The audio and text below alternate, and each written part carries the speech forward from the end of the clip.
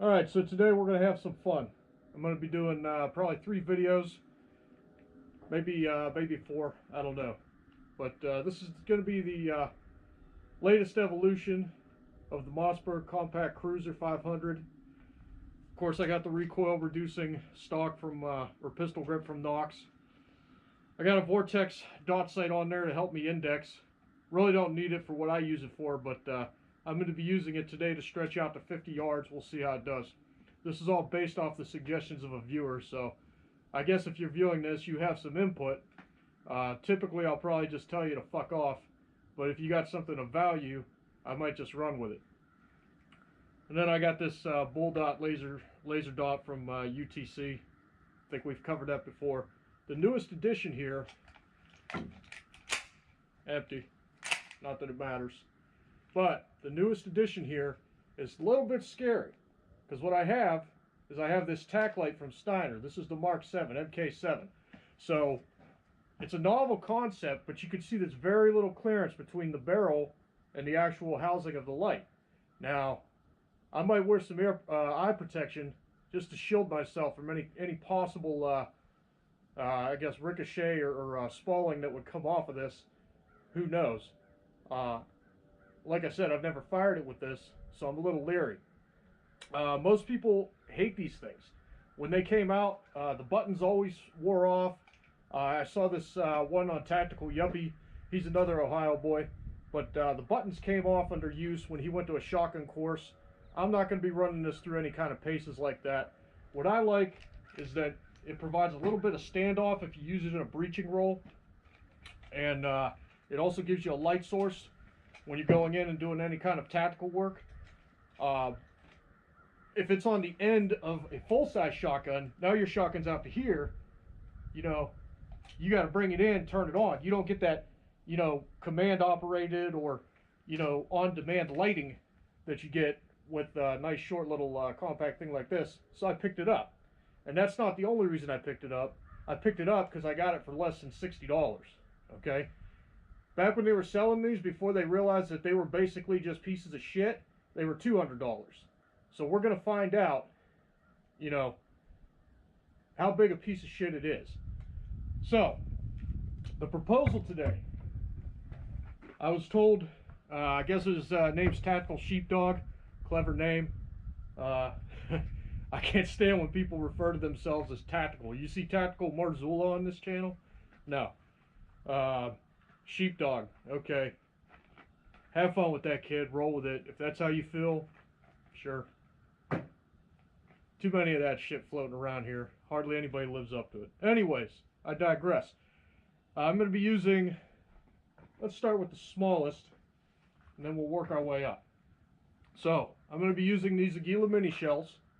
These are the Buckshot. These are, it says 4B times 7, and then 1B times 4. So, for those of you who don't know, and that's good that there's a little guide here, I'm anticipating this being 4 buck and 1 buck.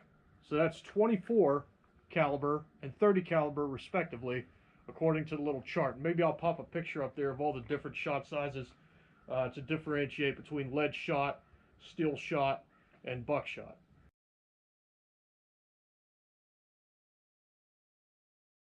So you got 4 buck, 7 pellets.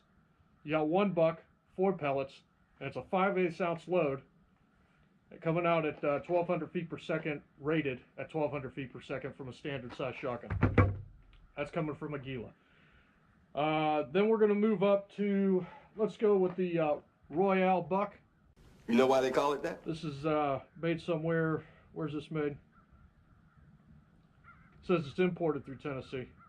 I think this has a little European flavor to it, because it's got a lot of different languages and degrees in Celsius on the back here, and because of the metric system. It says 5 cartouche de casa calibre 12 and /70 for 70 millimeters. So it's 12 gauge.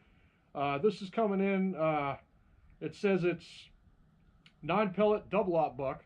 So again, referencing the chart, I know this, but number double aught buck is at 33 hundredths of an inch, so that's 33 caliber. That's about 7 or 8 millimeter, about 8 millimeter.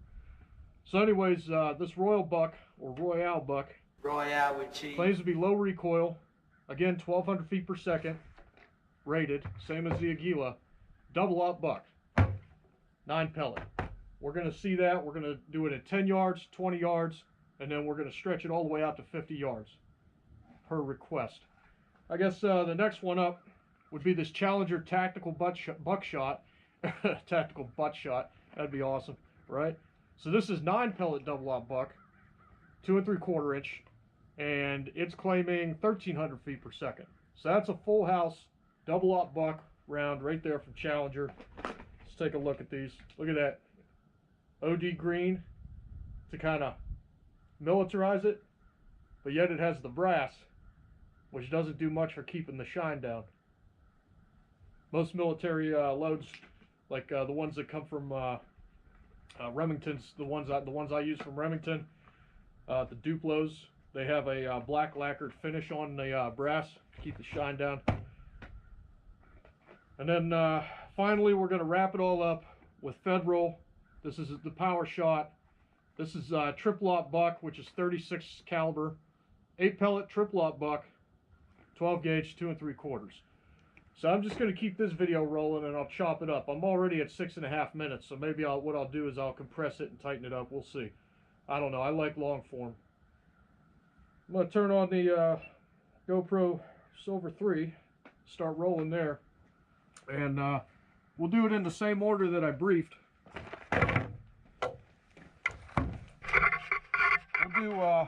We'll do 3 on each target. I think that'll help to surmise the efficacy of the grouping and give you an idea of what kind of pattern you'll have and coverage to expect at distance from a short-barreled shotgun. And I believe that'll meet the intent of old Tactical Sheepdog. Now, there's another thing about these. Stand by.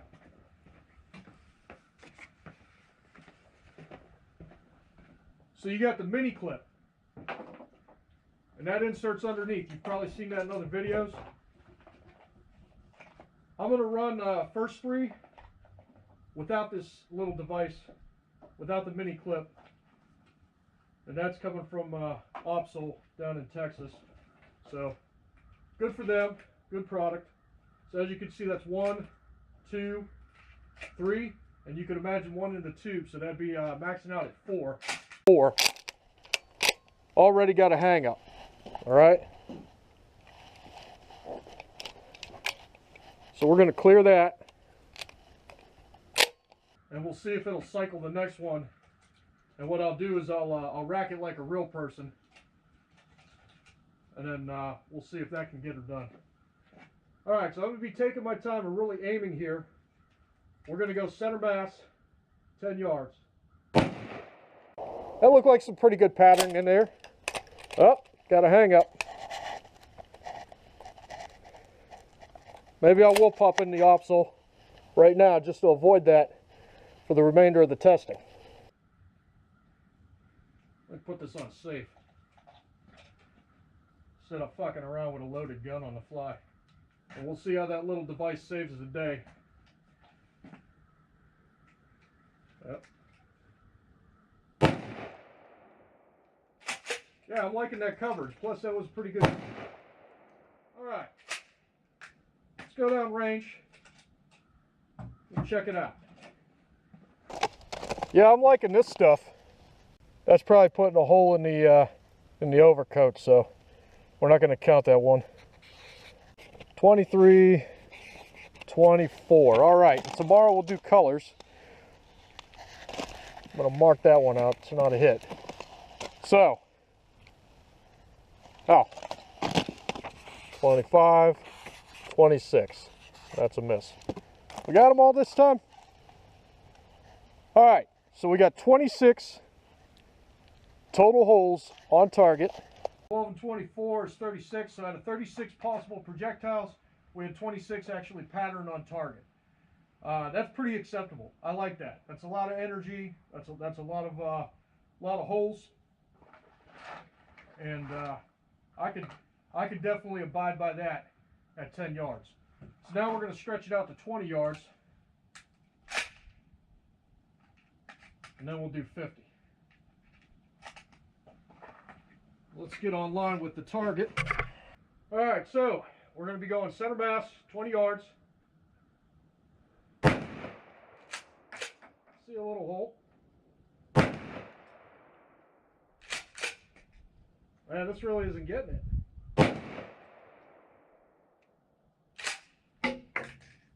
I don't know. Maybe I'll have to check the zero on that. It's definitely acceptable. But again, out of 36 possible projectiles to have on target, we have 1, 2, 3, 4, 5, 6, 7, 8, 9, 10, 11, 12, 13, 14, 15, 16. 16 on target. This was shot number 1, and this is shot number 2. And I was really checking that breathing and trigger squeeze, so we'll see how that translates at 50 yards. All right, so for this I'm going to be continuing to aim at center mass, stretching all the way out to 50.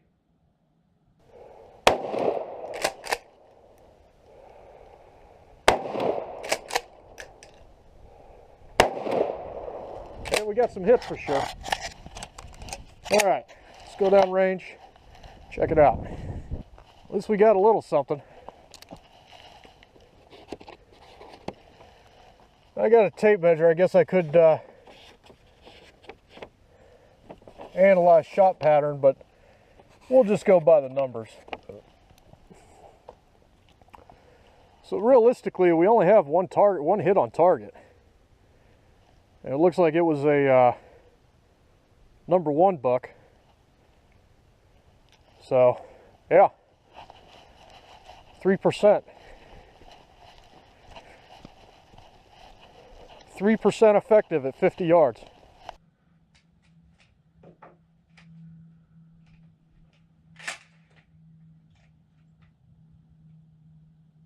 A little misshapen, actually. Might cause a hang up in the cylinder.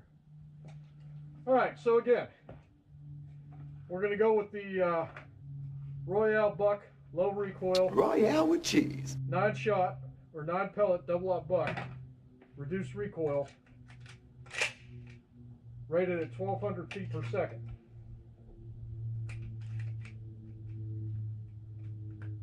Yeah, that is just not getting it.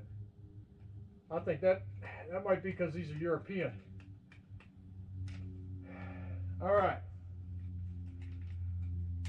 I'm expecting more recoil, even though it's advertised as low, because we are dealing with double up. It's not substantial. And again, this recoil really helps aid in managing that. All right, let's go take a look. You're looking at 27 rounds, or 27 projectiles in total coming out. So by my count, 23 of the possible 27 projectiles on target. I'm going to check the pattern.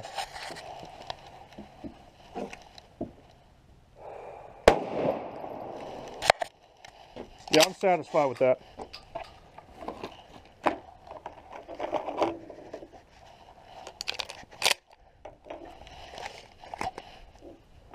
I'm going to check the pattern a little bit closer, determine level of success at 20 yards based off of 1 round. So again, I like the manageability of the recoil. I like that it's shooting double op buck. And I like that it's getting on target.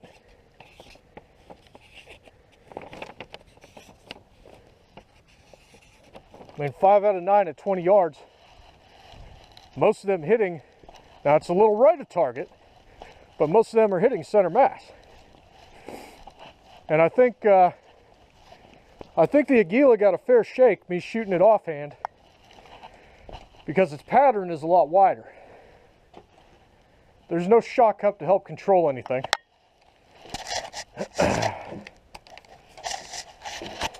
So I'm going to continue this offhand, aiming just slightly left of center mass.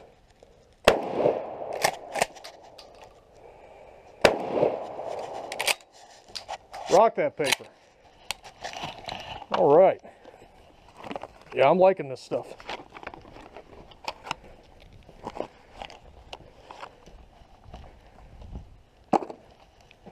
I've still got 3 left for 50 yards.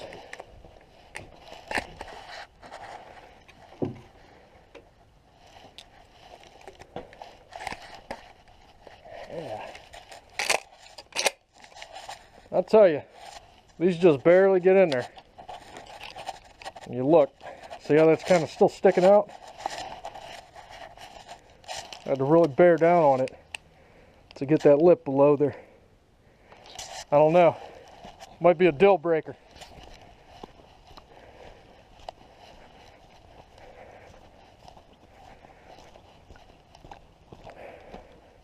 All right, so again, we're looking at fresh rounds.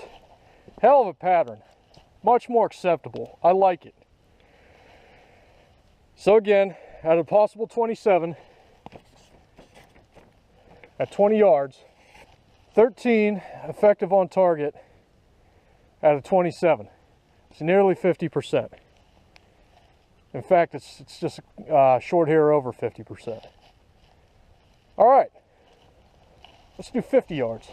All right, 50 yards. I think we got a hit. Yeah, I hear hits.